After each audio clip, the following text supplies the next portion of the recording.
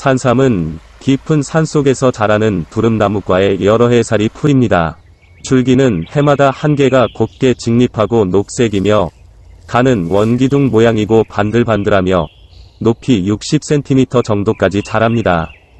가을이 되면 열매는 떨어지고 잎은 지며 줄기는 고사하는데 땅에 떨어진 씨앗이 자연과 동화되어 싹을 틔우기까지는 보통 2-3년이 걸리고 경우에 따라 5년 이상도 걸립니다. 발아한 뒤 싹대로 불리는 원줄기가 곱게 뻗어나오며 이 싹대에서 잎자루 한 개가 돋습니다. 한 개의 잎자루에서는 3개의 잎이 나는데 성장 환경에 따라 이 숫자는 다를 수 있습니다. 이상이 첫 해의 상황이고 두 번째 해부터는 잎자루나 잎의 수가 늘어나기 시작합니다. 산삼은 매년 초봄에 일찍 새싹이 돋으며 초여름에 뿌리가 부드러워지면서 무게가 줄어듭니다. 잎은 긴 자루를 가지고 있고 그 끝에서 3개 내지 5개가 돌려나는데 잎은 손바닥 모양이거나 거꾸로 세운 달걀꼴이며 잎의 개수는 생장 횟수에 따라 다릅니다. 산삼은 잎의 숫자에 따라 3행, 4행, 5행삼으로 나누고 잎줄기의 숫자에 따라 2개면 갑구, 3개면 3구이며 순서대로 4구, 5구, 6구 만달, 7구 두루붙이 이렇게 부릅니다. 당연히 잎과 잎줄기의 숫자가 많을수록 오래된 삼이고 좋은 삼이라 할 수 있습니다. 산삼은 5월 중순 이후에는 잎이 자라는 것을 멈춥니다. 이 시기 잎자루의 가운데서 한 개에 가는 꽃대가 나와서 그 끝에 황록색의 꽃이 적게는 6개에서부터 50개 정도까지 핍니다. 발육 조건이 좋다면 발화 후 6-7년째 되어야 첫 꽃이 피고 2개에서 6개의 열매가 형성됩니다. 두 번째 꽃이 핀 후에는 6개 내지 10개 안팎의 열매가 달립니다. 산삼의 열매는 둥근 신장형이며 8-9월에 빨간색으로 익는데 이것을 달 혹은 딸이라 하며 각 실마다 종자가 하나씩 들어있습니다. 씨앗은 콩팥 모양으로 2개가 열리며 색은 연한 우윳빛입니다. 새나 짐승 등이 열매를 먹은 뒤 과육은 소화하고 단단한 씨앗을 깊은 산속 바위 근처나 나무 아래에서 배설하는데 이 배출된 씨앗이 땅에 뿌리를 내리고 자라게 됩니다. 50년 된 산삼의 무게가 100g이 안 될 정도이니 산삼은 성장 속도가 매우 느린 편입니다. 산삼은 여러 해에 걸쳐 잎과 줄기의 개수를 늘리면서 조금씩 자라며 1년에 1cm씩 땅속으로 더 깊게 뿌리를 뻗어 내려갑니다. 그러나 15cm 정도 깊이 밑으로는 내려가지 않으며 이 상태가 되면 지상부의 무게가 늘어나므로 하중을 견디기 위해 뿌리 부위는 수직 모양에서 지표면과 수평 방향으로 누워 자라게 됩니다. 가지 수와 잎이 많아질수록 원뿌리에서 나온 지근이 촘촘하게 돋는데 이는 무거워진 만큼 쓰러지지 않고 몸체를 지탱하기 위한 본능입니다. 서식하는 환경에 따라 다르겠지만 삼령이 15년 정도 되면 생존에 불필요한 것들을 서서히 정리해 나갑니다. 그래서 오래 묵은 삼은 누가 봐도 뿌리의 자태가 멋스럽고 깔끔하고 우아합니다. 산삼의 뿌리는 원기둥 모양이고 육질이며 뿌리의 윗부분에서 갈라지는데 수연 뿌리는 길고 오래된 것일수록 작은 알갱이가 많이 있습니다. 삼은 매년 땅속 줄기에서 싹이 나오고 가을에는 줄기와 잎이 고사하는데 산삼의 몸통과 싹대 사이에 남은 고사 흔적을 노두 혹은 뇌두라 하며 삼이 나이를 판단하는 근거로 삼기도 합니다. 뿌리는 약용하며 그 형태가 사람과 비슷하여 인삼이라 합니다. 뿌리가 익히 들어온 고려 인삼은 재배한 인삼이 아니라 깊은 심산에서 저절로 자란 삼을 말하는데 산에서 야생한 것은 야생삼이라 하고 재배한 것은 원삼이라고 부르기도 합니다. 장례삼은 산삼의 씨앗을 산에 뿌려 기른 것으로 잔뿌리가 많고 뇌두가 가늘면서 깁니다. 이에 반해 야생삼은 뿌리가 길고 탄력이 있으며 잔뿌리 수가 적고 진한 향기를 발산합니다. 산삼의 여러 가지 이름은 인삼, 토정, 혈삼, 지정 등으로 부릅니다. 산삼은 예로부터 불로, 장생, 입기, 병신의 명약이라 하였으며 건강과 활력을 증진시키고 수명을 연장시키는 약효가 있다고 하여 한방에서는 가장 중요한 약초로 여겨왔습니다. 산삼은 주로 깊은 산속 북향, 북동양, 북서양 쪽 화렵수와 침엽수가 혼재한 반그늘 습지에서 자생하지만 식생 조건이 맞으면 산의 방향과는 상관없이 우리나라 대부분의 산에서 자라며 장례삼 혹은 산양산삼처럼 인삼의 씨나 산삼의 씨를 인위적으로 재배하거나 산속에 파종해 두었다가 수확하기도 합니다. 산삼은 뿌리, 줄기, 잎, 열매 모두 약용합니다. 가을철에 줄기와 잎사귀가 시들려고 할 때 뿌리를 캐서 생것대로 쓰거나 말립니다. 산삼은 특유의 강한 향기가 나는데 이는 파나센이라는 정유 성분으로 불리는 여러가지 복합 물질 때문으로 피나무, 참나무, 박달나무, 오리나무 등 화렵수들이 썩어서 형성된 부엽토와 관련이 깊습니다. 더덕이나 잔대, 무 같은 것도 낙엽 썩은 것을 거름으로 해서 키우면 맛과 향이 훨씬 좋아집니다. 산삼은 맛이 달고 조금 쓰며 성질은 평하고 약간 따뜻합니다. 기경, 폐경에 들어가 작용합니다. 산삼 뿌리는 예전부터 만병통치약으로 취급되었습니다. 귀신 같은 효험이 있다고 하여 신초로 불리기도 하는 산삼은 숨이 막 넘어가는 사람도 다시 살려낸다는 말이 있을 정도로 천상의 선물이자 기사회생의 영약으로 알려져 있습니다.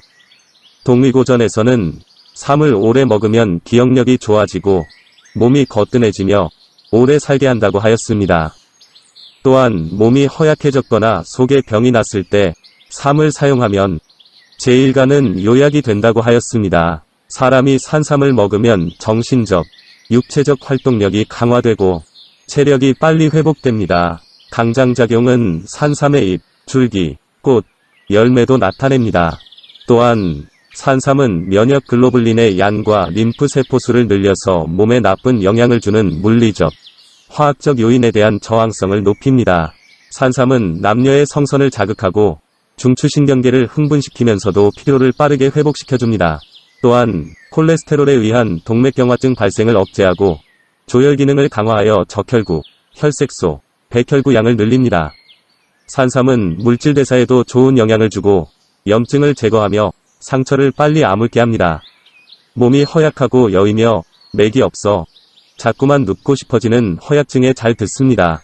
만성위염, 심한 구토, 설사, 출혈, 탈진, 식욕부진, 호흡촉박, 정신불안, 불면, 건망증, 발기부족 등의 증상에 사용합니다. 그 밖에 혈당이 높아졌을 때 혈당량을 뚜렷하게 낮춤으로 당뇨병에 잘 듣고 신경쇠약, 심장기능장애, 저혈압, 성기능쇠약, 빈혈, 정신 및 육체적 피로, 쇼크로 인한 실신, 시력이 약해진 데 등에도 효과가 있습니다. 기가 허약해진 증상에 산삼을 쓸 때 환기나 백추를 섞어 쓰면 비기를 보하는 작용이 더 세지고 복령을 섞어 쓰면 산삼의 보기작용, 특히 하초의 기를 보하는 작용이 세집니다. 말린 산삼 노두를 잘라버리고 하루 2에서 10g을 물로 달이거나 가루내거나 알약을 짓거나 고를 만들거나 술에 담가 먹습니다. 열증이나 고혈압에는 쓰지 않습니다. 닭곰탕을 끓일 때 산삼이나 인삼을 넣는데 흔히 암탉을 깨끗하게 손질한 다음 말린 삼 20에서 40g과 환기 40g을 잘게 썰거나 가루내어 가재에 싸서 닭의 배 안에 넣고 실로 배를 듬성듬성 꿰맨 후 항아리나 약탕관, 솥 등에 넣고 약한 불로 푹 달입니다. 닭곰탕을 먹을 때는 닭고기와 삼은 물론이고 달일 때 나온 노란 기름물까지 하루 2-3번에 나누어 식간에 먹습니다. 이때 환기는 꺼내어 버립니다. 닭곰탕은 예로부터 몸이 허약한 때나 병후쇠약 때 널리 써온 보약의 하나입니다. 삼계탕이나 닭백숙은 물을 넣고 끓이지만 닭곰은 닭 자체의 수분으로 증기를 내어 중탕 방식으로 고아낸다는 점에서 차이가 있습니다. 물을 사용하지 않기 때문에 닭과 약재가 어우러지는 진한 맛을 느낄 수 있습니다. 산삼을 먹으면 사람에 따라 차이가 나기는 하지만 피부색이 변하거나 가렵고 몸에 열이 나서 화끈거리거나 맥이 빠져나른해지고 의식이 희미해져 판단력이 없어지거나 평소 안 좋았던 부위에 통증이 오거나 황홀한 기분이 드는가 하면 주체할 수 없이 잠이 쏟아지는 등 여러가지 다양한 증세가 일시적으로 나타나는데 이를 명현현상이라고 합니다. 일종의 호전 반응으로 치료 효과가 나타나는 것입니다. 산삼은 채취하는 시기에 따라 그 효과가 다른데 이는 산삼에 들어있는 영양분이 계절에 따라 차이가 나기 때문입니다. 삼은 봄삼, 여름삼, 가을삼, 셋으로 구별하는데 이 중 잎이 노랗게 물든 이후에 채집한 가을삼을 황절삼이라고 하여 최고로 칩니다. 춘절삼은 줄기와 잎이 연하므로 잎과 줄기와 뿌리를 돌돌 말아 한 입에 물고 약초 전체가 즙이 될 때까지 꼭꼭 씹어서 그 즙을 삼키거나 따로 지상부만 나물로 먹습니다. 물론 뿌리와 지상부를 함께 다려 먹기도 합니다. 하지삼은 일단 캔디 뿌리만 무리기로 싸서 촉촉하게 유지시키고 지상부 부분이 마르면 뿌리만 먹습니다. 가을삼은 지상부가 말라 죽고 영양분이 뿌리에 다 모여있어 약효가 가장 뛰어난 상태입니다.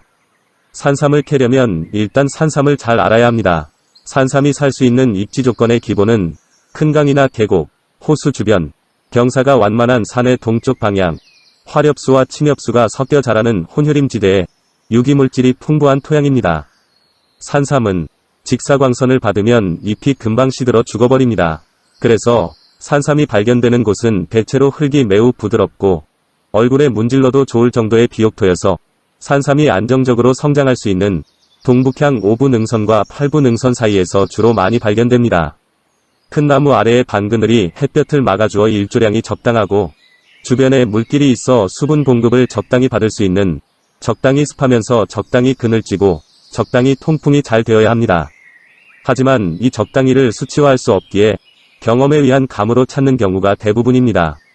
산삼은 잘 보일 때가 1년에 3번 정도 있습니다. 4월 말부터 5월 초에는 다른 풀이 크기 전에 산삼이 먼저 싹대를 세웁니다.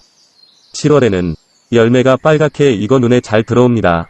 10월에는 잎이 은행잎처럼 노랗게 물들어 잘 보입니다. 발로 밟을 정도로 산삼을 앞에 두고도 발견하지 못할 때도 있지만 어떤 때는 멀리서 봐도 광채가 날 때가 있습니다. 비가 오면 여타의 풀들은 비에 젖어 쓰러지지만 산삼은 줄기를 꼿꼿이 세우고 있어 찾아낼 수 있습니다. 산삼을 탐색할 때는 우선 오래전에 인삼을 재배한 경작지 주변을 물색하는 게 좋고 시원한 바람이 얼굴에 와닿는 곳을 유심히 살피는 것이 유리한데 산삼의 잎은 오후에 강한 자외선을 받으면 타버리므로 낙엽이 버석거릴 정도로 메마른 남양보다는 그늘지고 습한 곳을 위주로 찾아야 함을 잊어서는 안 됩니다. 주변 야산에서 발견되는 삼은 사람들이 재배한 인삼의 씨가 까치나 꿩, 비둘기 등에 의해 전파된 조복삼이라고 볼 수 있습니다. 일단 산삼을 발견하였으면 가까이에 다른 가족삼이 있을 가능성이 많으니 주위를 세심히 살피는 것이 좋습니다. 또 산삼을 캐냈다 하더라도 주변에 잠을 자고 있는 산삼이 있을 수 있고 산삼 씨앗이 땅에 떨어져서 2년 내지 5년쯤 뒤에 싹이 나므로 이전에 산삼을 캔 적이 있던 장소에 다시 가면 삼을 볼 확률이 높습니다. 이런 장소를 구광자리라 하는데 잘 보존해야 하는 장소이기도 합니다. 산행 중 발견한 어린 삼이나 아직 열매를 떨구지 않은 삼은 채심하지 않는 것이 미덕입니다.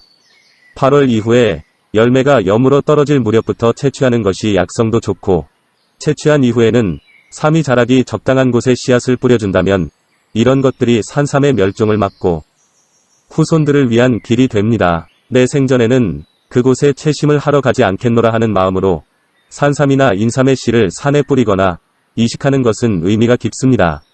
사람의 손을 거친 삼도 대를 거듭할수록 자연산삼에 가까워져 우수한 품종이 됩니다. 현재 우리나라에서 진짜 천종산삼은 한 해에 기껏해야 10뿌리 남짓 채굴되고 있을 뿐이라고 합니다. IMF 이후에 실직자들이 대거 산으로 몰려들었고 토끼몰이식 채삼으로 전국의 야생삼은 거의 멸종 상태에 이른 것입니다. 이상으로 영상 마치겠습니다. 시청해주셔서 고맙습니다.